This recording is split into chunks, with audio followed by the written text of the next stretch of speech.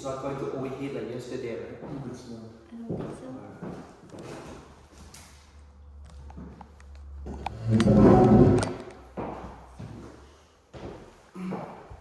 Okay. So, good afternoon everyone. My name is Teerapat PHAKANUNVORAKIT 311464, and today I'm presenting to you about strategic management of Apple. So this is our today's agenda. So I'll talk about briefly about Apple, and then the vision, the mission statement, and then their strategy. For example, pastel, part of iPhones, and SWOT analysis. Let's look at the overview of Apple. Apple is an American technology company founded by Steve Jobs and Steve Wozniak in 1936. The Apple is well known for its technological innovation, their seamless integration between software and hardware, and their simple yet premium design. So this is some information about Apple. As you can see, the share price is at about 311.323 per share at the moment, and its market value is about 4.56 trillion, one of the highest in the world. And it is in the industry of technology and hardware, and it is in the information technology sector. And of course, the current CEO is Mr. Timothy Cook. And this is the Apple vision and mission statement: to make the best product on earth and to leave the world better than when we found it. This is very clear. They want to get the product out and improve the technological field. So whatever the technology they have right now, when they come in, it should be better than before. And next is to bring the best user experience to its customer through its innovative hardware, software, and services. This is a key value of Apple, as they're telling you that they're trying to integrate everything into one, the service, hardware, and software. And the country I chose to do the analysis is China. So why specifically China? Of course, China is it is chosen because it has a significant Apple. It's one of the Apple largest manufacturing country, and of course the top 3 in terms of revenue. And it has one of a kind complex strategy movement. For example, political is very unique in China, and social, and because it is a big population, every aspect of China, it is very interesting to have a look at. Let's look at the first, the pastel analysis. In terms of political, this is the most important about China. So what's the factor here? China has one of the most unique and strict trade policies, tariff, and all sort of political relationships. Furthermore, the relationship between China and US, the motherland of Apple, worsened significantly after the Second Cold War. It's about almost 10 years ago, 2017 to 2018. That's when the war peaked. And this resulted in a growing risk of restriction on China-based manufacturing, not just Apple, but for all international manufacturing. So what did Apple do to help or to mitigate this? So what they do is that first they started to shift their supply chain manufacturing from China, which is more than half, to India and Vietnam. So this is a risk management to reduce its reliance on China, not just political and economical as well, but mainly it's political. And this also gives them the market opportunity, as achieving iPhone production in 2025 is increased to 53%. From previous year, representing a quarter of Apple global production. It means that they have success in trying to reduce their reliance on China's production. Next is economic factor. So what happened after the COVID hit? Or you can have a guess. The World Bank in 2026 projects China growth to be 4.5% in 2025. Of course, this figure is very impressive if you compare it to the developing country, but China is one of the world top leaders in terms of economic aspect, and this is significantly less than the figure from the previous decade. The previous 10 years, they saw a much higher economic growth compared to 4.5. And this resulting in less spending from Chinese consumers, less confidence. It means that they tend to save more money and spend less on the premium products such as Apple.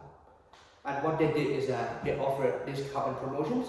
This is very rare for Apple as they try to position themselves as a high-end premium product, and they rarely use discount to encourage the sales because they don't want to make themselves look cheaper.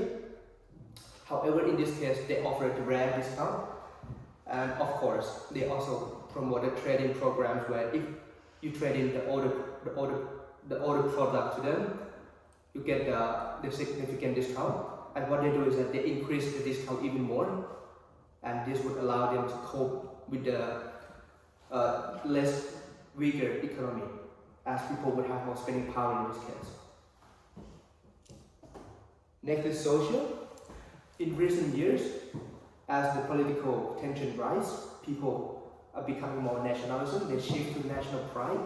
This means that they tend to use the local brand or domestic product or domestic production more. This significantly impacts Apple as it is a US-based company, and they only have Chinese manufacturing based in China, but mostly it's designed in California if you have no Apple product. And that is why it is negatively influenced on Apple product. And what they did is that they try to localize the brand. For example, they try to increase the culturally relevant campaign. For example, in their Apple official website, they also decorate their website using Chinese New Year theme, use more Chinese letter to promote and position themselves that, okay, we're trying to be your friend, we're trying to come in and understand your culture, to become you, to become Chinese more. Next is technological. So, China digital ecosystem. It is well known that Chinese have a very close and logged-in ecosystem app in terms of, for example, WeChat or Alipay. WeChat is an app, it's called super app that it contains almost everything.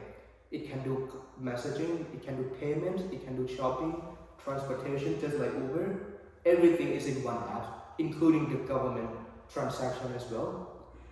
This reflects how Chinese consumers heavily relies on the WeChat app for their daily activities. And what Apple did is that they continuously optimize their phone or their product and services to cater to this WeChat or to these services and data operation. As WeChat is widely used in China, this also means that outside China, not many people use it.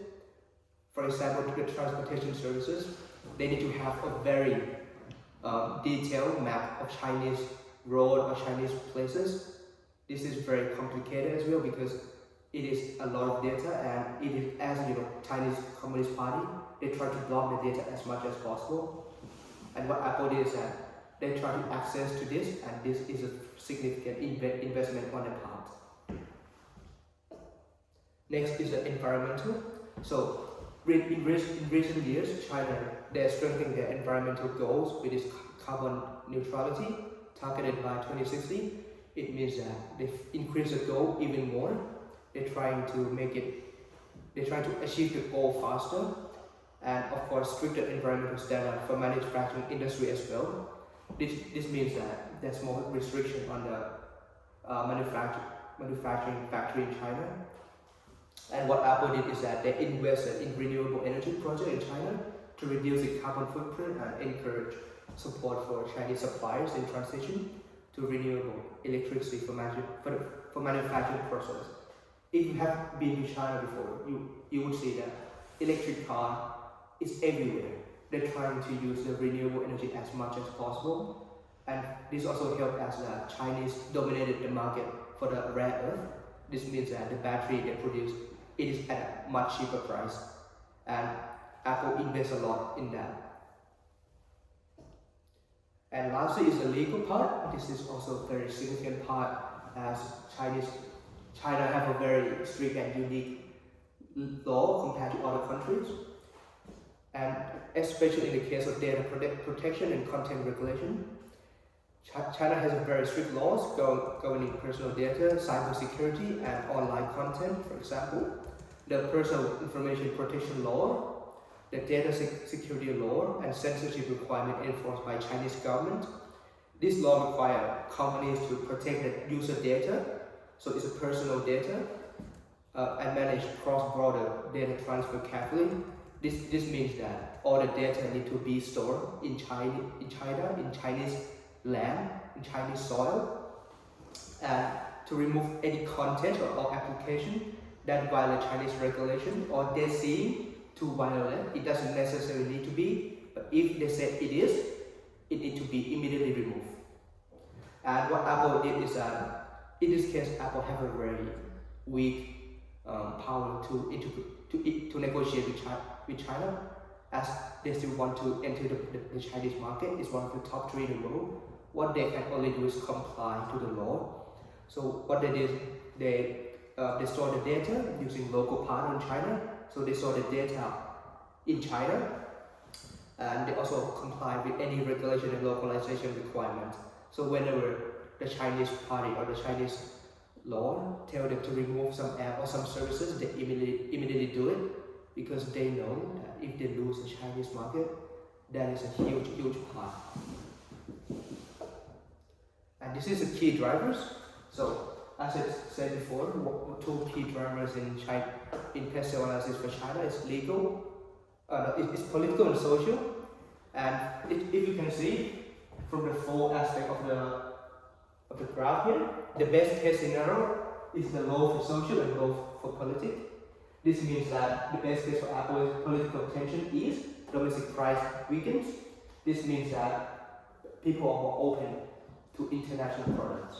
And less tensions also means that it allows Apple to shift the focus rather than try to localize or try to please the Chinese government. They can invest more in R&D and use their time for other market opportunities.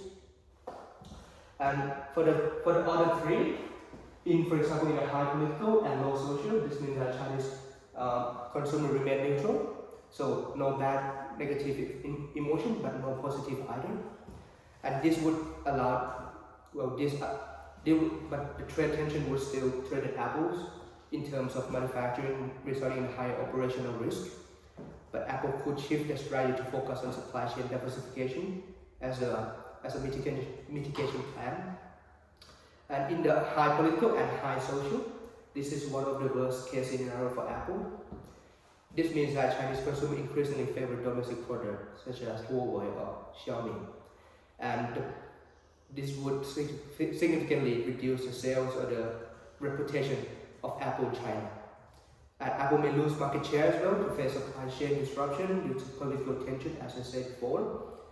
And lastly is high social and low political. In this case, political relations improve, but manufacturing become more stable, but domestic pride continues to drive Chinese consumers into the domestic brand.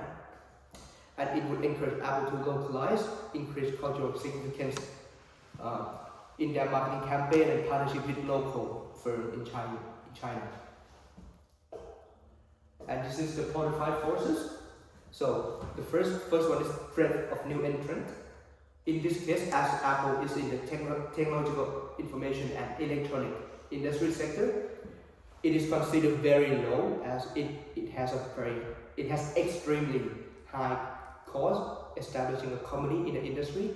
For example, R&D, manufacturing, brand, especially the smartphone, it has a very high cost and a very strong barrier to enter.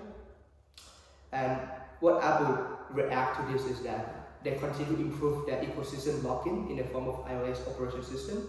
It has a very strong lock-in effect where if you go in and you invest your information, your app is very hard to get out.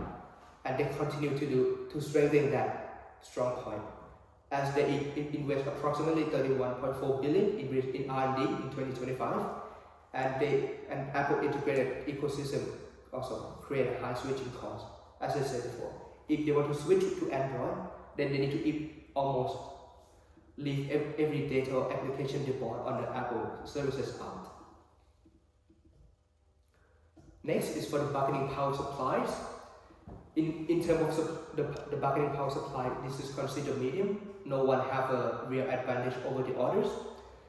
As I said before, as Apple is a premium product, they tend to use the premium component. And this includes a limited supplier sources such as TSMC, where it is a chip company. Samsung, in terms of display and rare earth mineral, which allows suppliers to have some leverage on Apple when they try to negotiate the price. However, Apple, as is a big company, they buy in high sales volume. This offset the leverage held by the suppliers, and Apple also they're one of the biggest customers of these companies. It means that if they lose Apple, the majority of their revenue would be gone as well. This offset and create a balanced relationship between the supplier and Apple. Next is bargaining power of buyers. So this is in terms of consumer and customers. This is medium to high. Apple focus on high profit margin per sale rather than a high sale value with low profit margin. This means that for each product or services they sell, they get a lot of percentage profit. However, compared to, for example, Xiaomi, where they sell the product at lower price, but they focus on higher volume. This means that one product they get less profit than one product of Apple, but they offset this disadvantage by selling in higher volume. However, there's also some limit, as the population is not growing as fast. And also, Chinese consumer increasingly switch to Chinese local product. Individual consumer have low power, so one person does not have that much power to Apple. However, collectively, when they come together, it is considered higher. And as more Chinese consumers migrate to Android smartphone, which offer a higher value per dollar, this means that Android phones offer a very similar function at low price. And what they did is, of course, they could only discount and give them promotion, because as Apple is focused on brand prestige, if they cannot fight using brand prestige, the only way to fight is just to lower the price. So they introduced a rare discount and promotion to reduce the barrier to enter for non-iPhone users to start using iPhone. And they also offered the phone at lower price. If you see lately, for example, iPhone 16e, iPhone 17e, it is the most budget iPhone in recent years, and at this price level, it is comparable to Android. And it is the function and the quality is not still comparable to the high-end model, but it gives the consumer and customer the taste of Apple product. And that's what they try to do. They try to get people from Android to iPhone, and when that happens, that ecosystem effect will try to lock them and don't allow them to go out. Next is threat of substitute. So I put this one in medium. In China, WeChat is widely recognized as the most important function, as I previously explained, as this app almost do everything for Chinese. And what happened is that almost all smartphones is capable of using this app, including a very cheap budget phone. They all can use all the functions. And this threatens Apple, as this means that the higher price of iPhone or other services, there's less differentiation between them, and there's less function and value that Chinese people get out of buying the higher product, the higher price product. And what they did is they used brand prestige. It is no secret that especially in the urban area, if you carry iPhone, it gives you a better look. It makes you look. It increases your social status. It is not something that is illusional, but it is a fact. And despite facing increasing technological competition, as I said before, less functional, less value, they try to boost Apple sales by using brand and attract Chinese consumers through its strong brand identity, premium image, and distinctive product design. As their product, despite being higher price, their design, their production, it is still the top notch in the industry. And lastly is a competition rivalry. So this is competitors. This is one of the most negative part of this one, as it has a very high scale in terms of qualified forces. Due to strong domestic competition, and Apple market share declined significantly in recent years. As Chinese domestic brand, they have more technological advancement, they reduce the price, they have more economical scale, they can offer a better product at a lower price. For example, Huawei, this is a flagship competitor. They are subsidized by the government, and that's how they can compete with Apple. And for Xiaomi, as I said before, they're strong competitors in terms of cost to value ratio. Oppo and Vivo is a mid-market competitors. They specialize in camera, which is something that iPhone is very weak compared to Oppo and Vivo. And Chinese local brand is recognized for their high-end hardware specs, hardware, and AI features, where Apple competes in brand and reputation. They have different strong points. And what they did is that they retain existing and attract new customers. So they try to even lock the existing customer.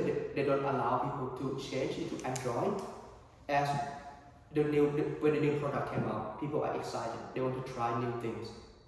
No matter how good or how high the brand prestige of Apple is, people always want to have better things. And when better things come out, they want to try. And Apple tried to lock people not to buy a better thing, but just buying the Apple things. And they also want to attract new customers, of course, by using a trade-in program, where now they started to allow people to trade in the Android phone for iPhone. However, it is also at a significantly lower price compared to iPhone trade-in. And overall, this is the scale.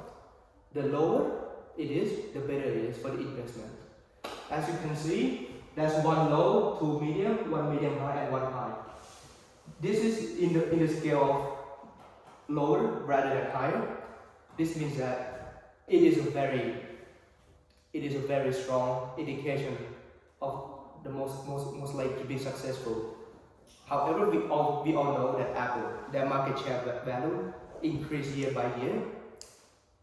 So, despite having two mediums and one medium high, because of the brand prestige, it is something that cannot be shown using some numbers or indication. It is something that's emotional attachment. Apple is still a very interesting brand to invest in. And this is the SWOT analysis. So let's look at the strength. They have unparalleled brand prestige and social status. This is something that no one ever even touched their defeat, because they have an unparalleled brand prestige. As you know, they are one of the first, or in fact, they are the first smartphone that came out. This already positioned themselves as the first to pioneer in the smartphone industry, and they also have a social status attached to them. As before, the Apple product is a very high price product. So whoever can buy the product, they just make themselves look richer in other people's eyes. Next is seamless integration between hardware and software, and locked ecosystem. iOS is one true unique operating system compared to Android. As Apple, they own the iOS system, unlike every other competition that they use Android. Android is owned by Google, and every company needs to cater to that rules they have. However, Apple does not have this restriction and limitation. They can have easier access to the operating system, and they have much easier access to integrate into the hardware. And next, they also have a top-class supply chain infrastructure based in China.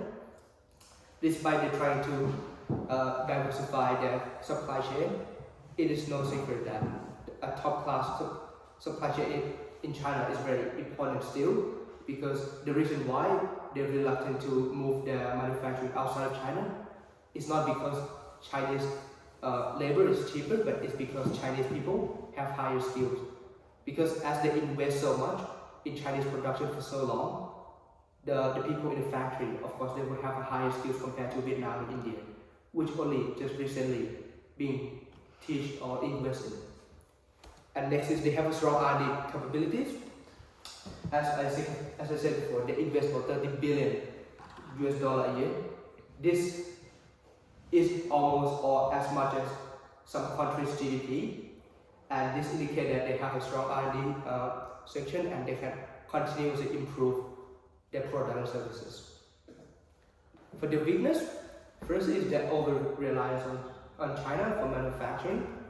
More than 50% of production is in China, and even after shifting a significant portion of production responsibilities to India and Vietnam, it is still a huge part of their production chain. Next is Apple intelligent features.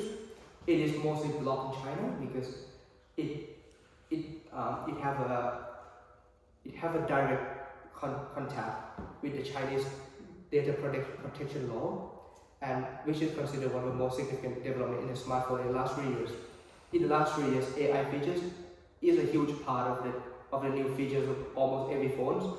And iPhone 16, the first phone that have the AI features, and it is the main core value of people to change to iPhone 16, and they cannot bring that to China. This significantly reduces the importance and the value of iPhone in the recent years. And next is they have only high price product, which exclude mass market products.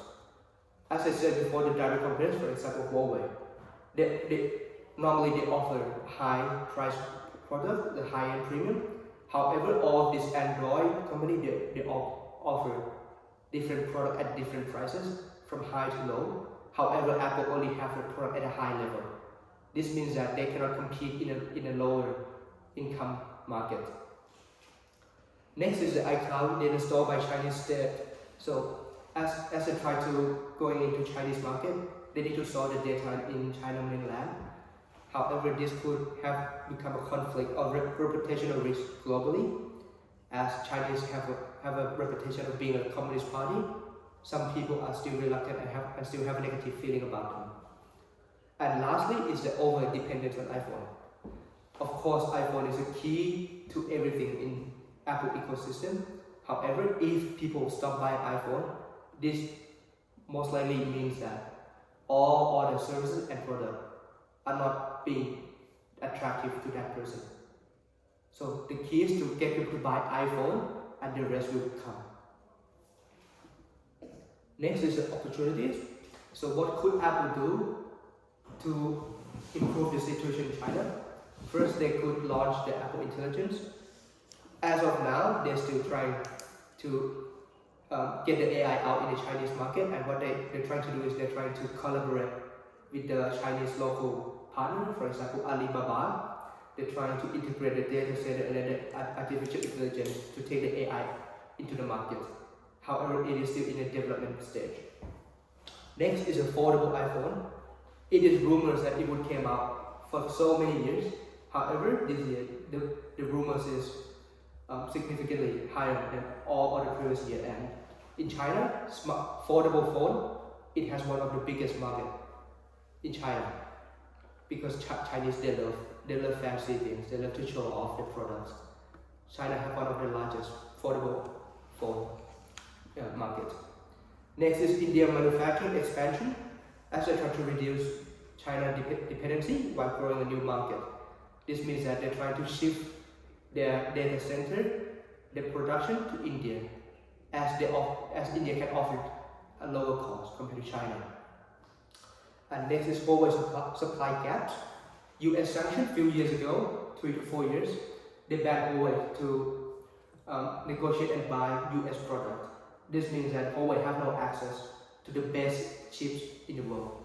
This significantly weakened Huawei in the last 3 years, and this means that even now, the top Huawei product, they still use the chips from the last 3 years.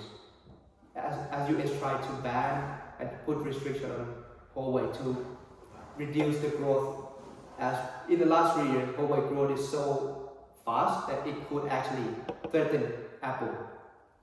So this is opportunity for Apple to catch up in terms of hardware and to fill the gap that when Huawei sanctions started, people leave Huawei. There's opportunity for Apple to take that customer into Apple customers. And lastly is a threat. So Apple threat first is a geopolitical concern, for example tariff and trade tensions. Sometimes the situation is positive, sometimes the situation is negative. This means that Apple needs to be ready and be flexible and adaptive enough to comply to any changes in the political themes. Next is Huawei comeback. After the sanction, Huawei they developed their own operating system, so they have less reliance on Google, they have less reliance on US chips as they try to develop their own, and they are making a comeback in last year. And this is a very strong bet for Apple. Next is Apple Intelligent Lock. Of course, they're still in the development stage with the local brand. However, if at the end it is still blocked by the data protection law and they cannot put the AI out into the market, this is a significant threat to their AI function, which is the future of the smartphone. Next is regulatory tightening. Data laws, app removal, and censorship demand and could escalate even more. The censorship is not just the app, it's all about the content. If the content is too stimulus for young people, Apple need to still comply, because Chinese government can say, okay, this is not safe, take it out. They cannot do anything and take it out. Apple have no power in this. And lastly is nationalism. By Chinese, trend started from the political tension between the US and China. At the moment, it is in more of a peaceful situation. However, whenever the tension rises, this nationalism pride, it could start it again. And let's look at the unique capabilities. This is what makes Apple stand out. So first is the resource, is the iOS system. It is to integrate hardware and software service seamlessly across all Apple devices, thereby creating a highly optimized and interconnected ecosystem that encourages customer retention. This ecosystem allows Apple to maintain strict control over user security and privacy, resulting in one of the safest operating systems available in the market. Next is the custom silicon. It's an A&M series chip. It is a custom ARM-based system on a chip, so it is their own chip. Apple also developed their own the operating chips, and this allows them to fully exploit the most advanced technology possible. Currently, by vertical integration between software and hardware to maximize the performance. As they own the iOS, now they're trying to have their own chips.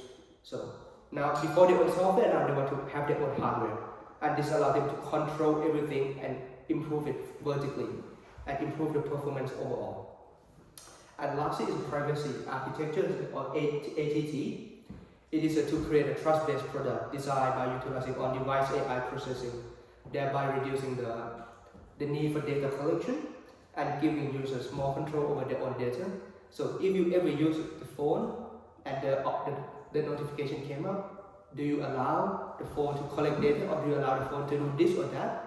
That's two buttons you can click. The first is allowed, the second is not allowed. That's ATT function. So it's to allow the users to protect their own data and have more control of their devices. So what competitive advantage they would have from this? First, the iOS system. This allowed them to have a strong ecosystem with unrivaled security, and it resulted in an extremely high cost of switching to another operating system. And this is the main key differentiation, as Apple is the only company that has its own operating system with full control, unlike any competitors that they need to comply to Google rules and regulation. Next is Apple custom silicon. So Apple owned SoC built to maximize the performance is to minimize the power consumption and cost. This means that now they have reliance on the suppliers. They have their own product. They have their own component. Less reliance on the supplier, better performance at a cheaper price. And lastly is a privacy architecture. It is one of the most recent people buy Apple is that Apple can offer them the best security. As privacy is a primary purchase driver, the on-device AI create a new trust standard that allow users to have control over their own data. One of the reasons why Chinese block Apple AI is that most AI, they use the data in the server, and then they would calculate and give out the information on the phone. However, what Apple did is that they have all the data on the phone and use the chips on the phone to calculate and to give out the information. This means that the data collected is very limited, the computing power is limited. As you can see, if you know, the phone is very small compared to the big server in a specialized firms, it is incomparable. And that is why Apple AI features lack in terms of computing power, but they're leading in terms of data privacy. And that's it. Thank you very much. Thank you very much.